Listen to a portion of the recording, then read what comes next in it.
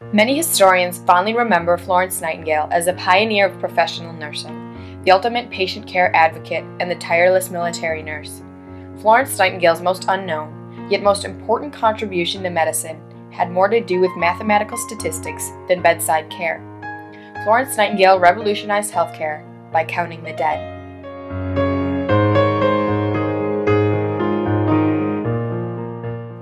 Florence Nightingale, a wealthy, educated Englishwoman, decided to become a nurse, even after a great deal of resistance from her family. She graduated from Kaiserswerth, a nursing school in Germany, and accepted her first job a few months later as the superintendent of the Invalid Gentlewomen's Institution. She worked at the facility until the Crimean War broke out in 1854. When Florence was 34 years old, the Crimean War began. The Turkish army declared war against Russia over ownership of the Crimean Peninsula and due to religious differences in the Middle East. The British, French, and Sardinians, allies of Turkey, feared if Russia obtained control of this land, their trade routes would be put in jeopardy, so they joined the fight. Britain sent a great deal of troops, but very few supplies, which proved to be detrimental as the war began. The British troops had a long and treacherous trip to the battlefield. They traveled in dark, dirty, and poorly ventilated conditions. Cholera, dysentery, and other enteric diseases spread quickly, and before the first shot was fired, almost 1,000 British soldiers were dead. The British hospital at Scutari was overcome with starving, bleeding, disease-ridden soldiers, many of whom were left for dead. William Russell, a Times correspondent, reported, "It is with feelings of surprise and anger that the public will learn that no sufficient preparations have been made for the proper care of the wounded." Russell described the scene so vividly that Florence Nightingale felt compelled to write to the Secretary of War, Sidney Herbert, to demand that her services be utilized. He completely agreed, and Florence, along with her 38 nurses, arrived at Scutari on November 3, 1854. The Barrick Hospital was the most horrendous scene Florence and her nurses had ever witnessed. Was to essentially clean the place up, because when she got there, the soldiers were laying on hay in dirty places. There was rats.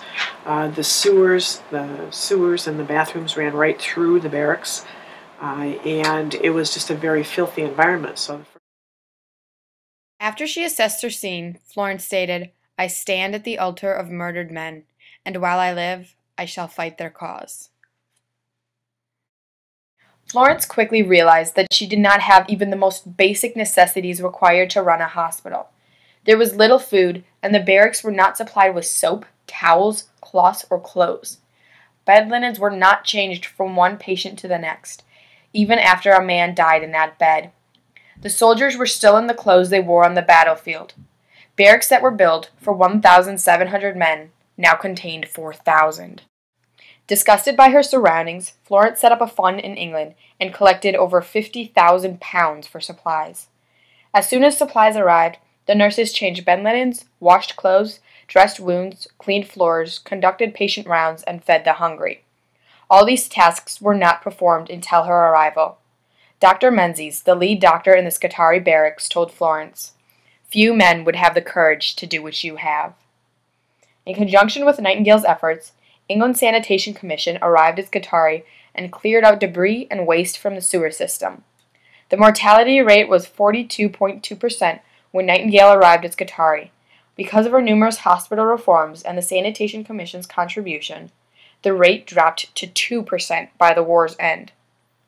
Florence Nightingale had one significant contribution that led to an unprecedented amount of reform and saved innumerable lives.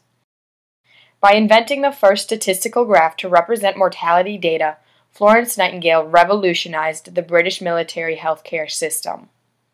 During her 2 years in Scutari, Florence meticulously recorded every single detail about the soldiers' health, recovery care, and cause of death. After the war was over, Nightingale met Dr. Farr, an expert medical statistician and physician, and Lambert Quitlet, an accomplished statistician and the father of modernized statistics. Nightingale realized that she, Quitlet, and Farr shared many interests and had common goals in sanitary reform. Quitlet and Farr became her statistical mentors. Nightingale was haunted and devastated by the loss of life in Scutari. Florence calculated that over 9,000 soldiers died in the Crimean from preventable diseases. She wrote, "In their forgotten graves, soldiers lie dead from causes which may have been prevented." However, peacetime military hospitals were just as deadly. By her calculations, almost the entire British Army would be wiped out by disease in a matter of a few years if conditions stayed the same. So Nightingale vigorously analyzed her data and requested data from numerous hospitals and public health organizations for comparative statistical information. Nightingale compiled a devastating report and decided that she must relay the information to people in the government who could bring about change. She persuaded the government to set up a royal commission of inquiry to investigate the deaths at Scutari and initiate reforms.